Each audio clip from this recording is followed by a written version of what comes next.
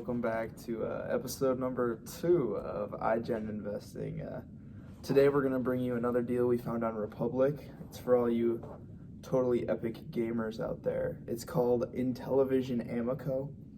You may have heard of Intellivision before. They were popular in, I think, the 70s or the 80s. And basically what this product is a new video game console that is supposed to bring people together. Kind of what the Nintendo Wii did in like 2008. I think that's what their goal is, to like make it a fun shared experience of like you and your family or you and your friends in the room having a good time. So the basics of this, the stats are, they have raised so far on Republic over $6 million. So that's a lot of money. That's really impressive. They have over 2,100 investors. And the deadline, if you want to invest in this, is February 25th, 2021. And the minimum investment, though, is $1,000. So if you're looking for a lower cost investment, this probably is not the one for you. So this product, basically, Cam summed it up, basically like the Nintendo Wii. And, you know, I'm going to get right into it. That's the major issue I have with it, is it's the Nintendo Wii 2020 version. But 12 years too late. 12 years too late. And, I mean, the market is completely monopolized. Saturated. Yeah, it's monopolized at this point. Unless you have Nintendo, Sony, or Microsoft in your name, you're not getting into this market, in my opinion. It's just too monopolized. And I understand that the Wii is, it's 12 years old, but people still use it, and the Switch is very similar to that. Yeah, Nintendo's always had that strong sense of family play. Sony, like Xbox and Sony, or PlayStation and Xbox are really similar, I think. They are. They're competing over the same market. But Nintendo is there. I mean, this Intellivision, they tried to fight Nintendo in the 70s, and there's a reason Nintendo came out on top. It's just, the market is too saturated, too much competition. Yeah, maybe if they tried this 10 years ago, it would have been a different story, but yeah, it might be. So $249 at launch, that's cheaper than any console by 50. The Switch, I believe, was $400. I think I got it for $3. The new Xbox and PlayStation are $5, I think. So right there, it's cheaper, and games at $9.99 or less. That's insane. But it's their own games. You're not gonna be able to play any of the games you see people play. Like, you're not gonna be able to play like any of the big name games. It's all games created by them just for their system, which I guess that adds some type of individuality, like, our games are exclusive to our console, but like then you can't play any of like the big name games you want to play. And another thing is gaming isn't really a family activity anymore. It's heavily, I understand if you have little kids and like a younger audience, maybe, but just look at, people are playing Xbox and PlayStation, they're playing online with their friends. This, as far as I know, doesn't have an online aspect. People want to play COD, people want to play Fortnite, games like that, and this doesn't have that. And it's not really, if you look at like gaming now as an industry, it's not a family activity. I feel like it could be when our generation, our parents, maybe, because gaming was such a big part of like millennials and our generation's like childhood. Yeah. So maybe that'll be passed down. But right now, I know my parents don't play video games. Some people do. But I feel like when we're parents, like that's like, people aren't gonna want to pick up the Amico and play that. There's so many other. Once again, goes back to how monopolized this market is. I think they're targeting the age range for the kids on this is like 6 to 10 years old. And then after that, they're not gonna want to play with their family anymore. They're gonna want to play Call of Duty or whatever. Yeah. And gaming also, forgot about gaming, is computers too. PCs also is big in the gaming industry. And And once again, I mean, it goes back to this is basically trying to I don't want to say rip off, but it's Nintendo. You know, Nintendo has that corner of the market. They have the family gaming, they have the Wii, they have the Switch. The Switch is basically, it's very similar to the Wii in addition to having like online aspects. And the Switch, I mean, I think if you put this up against the Switch, I understand the Switch costs, I don't know, $100 more. But that $100, I think, is well worth it when it comes to the Switch. So what we were saying about how they were popular last century. 50 years ago. 1979 to 1990 is when they had their big show. By the early 80s, Intellivision owned 20% of the home video game market with gross sales of over $500 million a year. But that's then. They kind of disappeared for a long time. And I'm telling you, that reason is because of Nintendo. Nintendo pushed them out of the market. I feel like the other 80% is probably Nintendo. Oh, I'm sure. Because like Xbox and they weren't around until the 90s. Yeah. So PlayStation 1 came out in the 90s. 20%. Yeah. Isn't. And I want to read their pitch here. So it says, easy to use controllers, feature-rich controllers designed for functionality and simplicity with an integrated touchscreen, motion control, and wireless charging. Okay, so touchscreen, the Switch doesn't have that on their controllers, but like, how much does that come in handy? I mean, wireless charging, how much does that affect it? But in the motion control, I feel like motion control is the big thing. Switch has that too. Switch and Wii both have that. Up to 8 players. Group play is easy with 2 controllers included with every Amico, plus Intellivision's free iOS app.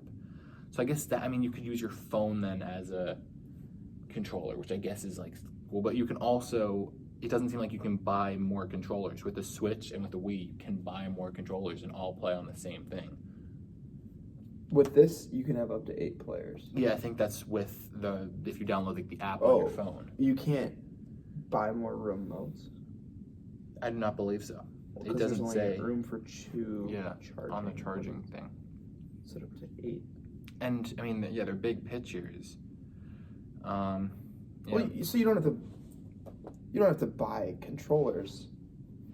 I guess. Which is not, because I mean, a pair of Joy-Cons goes for like $70. That's true, but then that's 2 more controllers. That's a controller for $35. I mean, I guess that is, and then it has family-friendly content. Games are appropriate for everyone. No bad language, graphic violence, blood, or sexual content.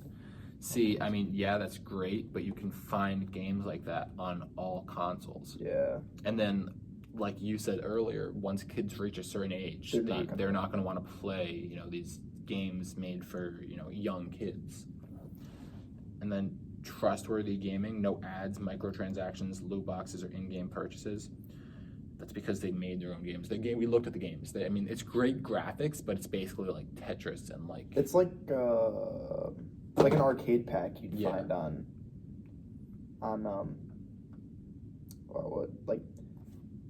an older gaming system. Yeah. It's kind of retro with just new graphics. Yeah, it has nice graphics, but it's the same games, They've already sold 100,000 or pre-sold 100,000 units and over 25 million in purchases and pre-orders. That's really impressive. It's impressive, but I just don't know where this is going. 100,000 units, I don't see this market having much more.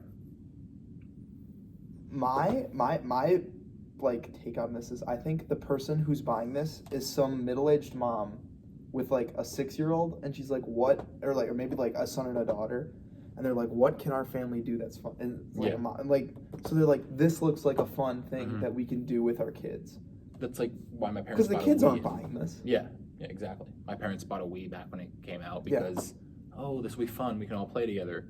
We played for. When the Wii came out, when it came out in 2008, I was 6 already. My brother was 10. My sister was 12. At that point, you have how many more years of family play do you have left? And then we didn't use it for very long because the market kind of... Well, hold on now. You said they only had their own games. But in this image, the products our team have helped to create, produce, market, they've just helped market those things. They've helped, they've Does helped that mean market, they don't get? but they don't have these games aren't created for their console. And this is actually false advertisement. This looks like they're trying to advertise the Nintendo. They have the Wii on there. Yeah, they're trying to advertise Madden. They're trying to advertise the Spider-Man games. There's some Frozen video game, Lego video games, but they don't have that on their system. Their system is exclusively the games made by them. Wait, what does this say? This is like Nintendo times 1,000. Somebody commented on YouTube. I would. Jeez. I disagree with that statement.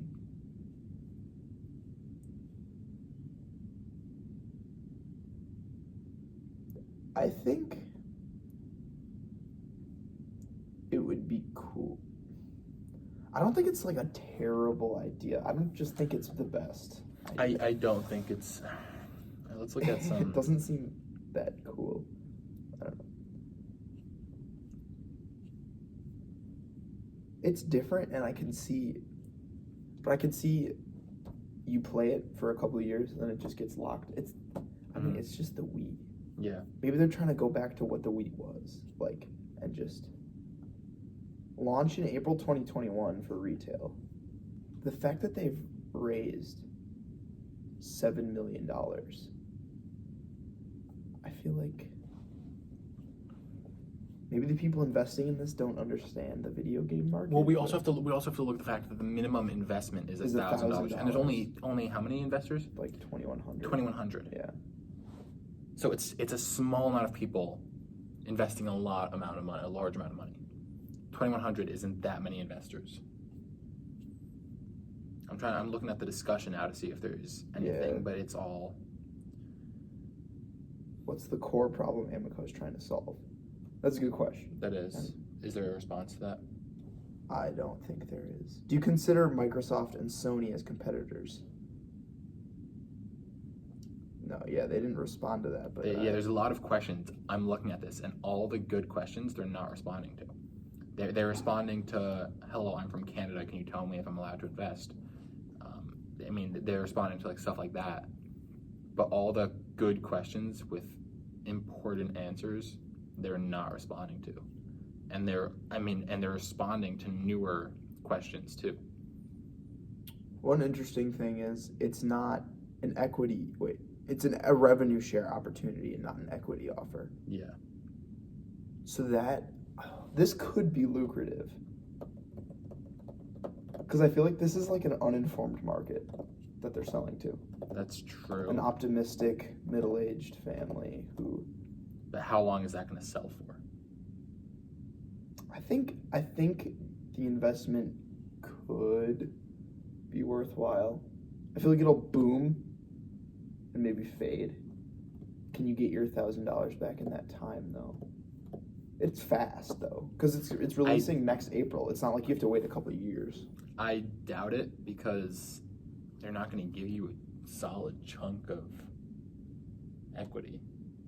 I don't know what. So what they already have? What they have? 25 million. It says they have 25 million in sales pre-orders. Yeah. Pre-orders. So, and how many? $1,000 for a minimum investment is probably 21. Because this is not a pre-IPO opportunity, but is instead a revenue share. There are no plans to raise more than $15 million. So how does the revenue sharing work? Because you will be investing in Fig. Okay, so Fig, if you don't know, is a website on. It's a separate website, but you can get to it through Republic. They partnered with Republic. You can invest in video games, and then, as well as the video games do, you get a percentage of that sale. So you get like equity in the company, kind of. So you invest in a video game you think is going to sell, and then for every like copy sold, a small portion of it goes to the investors. So that's what this is. Paid distributions based on Fig's right to sales receipts. Yeah. So this isn't a startup. Another thing that I don't like is there's no perks either. Oh, it's not like you get one. Yeah. Or even like a discount on one. $1,000 minimum investment. Who knows how well this company is going to do? There's no guarantee. Because some companies, you invest $100 and you get a few free things. 85% dividend rate? Dividend. 7,500,000 FIG funds. 85% dividend rate.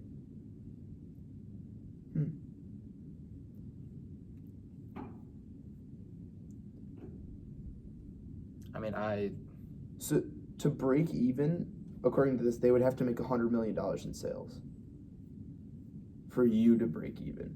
$100 million? What they're at 20. Is that what they're at right now? I think that was projection. I think that was. Let me look. Let me see. Over 25 million in purchase and pre-orders. See, I don't think it's going to expand that much. I just don't see it taking off, or getting very far. Because I do think there might be like a burst, or like a bubble, but it's not going to last very long. I think that their market is middle-aged parents trying to get more involved with their kids. And also kids nowadays don't want to play with their families. They want to play on their like Switch and do their own thing, or like let's just like how when we were younger, like our DS and our Game Boy. It does say here that after I think 2 years you stop making money off of it. After tier 3, which is after 24 months, there's just 0% revenue. So if it's a boom, it's kind of good, I guess. But I don't. $6 million raised. I think I said 7 before, but it's 6. Really, just family gaming isn't what it used to be, or it isn't. It just isn't. It just isn't. It just isn't really a market that. Yeah, young kids don't want to play their own games on their own thing. Good luck finding a family that wants to all sit down and play games together. Siblings will start fighting, and it just, family gaming is not a sect I want to invest in. And there's no comments either. It's just a discussion, and once again, it's a little confusing that they aren't responding to the important questions. So like this guy invested $5,000. Video games have been a perpetual bull market since they launched in the late 1970s. The timing here is being able to invest in Nintendo, but before it launched their franchise. I have 6 kids. I want to make family gaming great again. Yeah, it's all about Tikatawari. Oh, he recommended it. Really?